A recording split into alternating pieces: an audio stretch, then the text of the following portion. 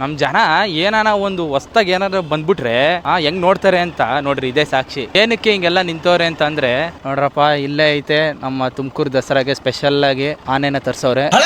ಆಮೇಲೆ ಮೊನ್ನೆ ಹಿಂಗೆ ಒಂದ್ ರೀಲ್ ನೋಡ್ತಾ ಇದ್ದೆ, ಯಾವ್ದಿದು ಅಂಬಾರಿ ಬಸ್ ಬಿಟ್ಟವ್ರೆಲ್ಲ ಗುರು, ಗ್ಲಾಸ್ ಹೊಡೆದ್ ಹಾಕ್ಬಿಟ್ಟವ್ರೆ. ನಮ್ ಜನಕ್ಕೆ ನೀವ್ ಏನೇ ಹೇಳ್ರಿ, ಫ್ರೀಯಾಗಿ ಬಿಟ್ರೆ ಯಾವ್ದನ್ನು ಉಳಿಸಲ್ಲ. ಹೌದು ಹೌದು.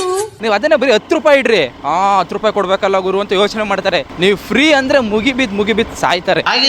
ಮುಚ್ಚಾಲೆ ಬಾಯ್ಲಿ ಎಷ್ಟು ಮಾತಾಡ್ತಿದ್ಯಾ.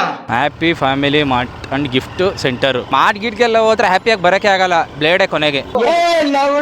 ಮಗನೇ ಬೈಸ್ಕೊಂತ ನೀನು ಅವಳೆ ಏನೋ ಬಿದ್ದದ್ ಕಾಣ ಪ್ಲೇಟ್ಸು.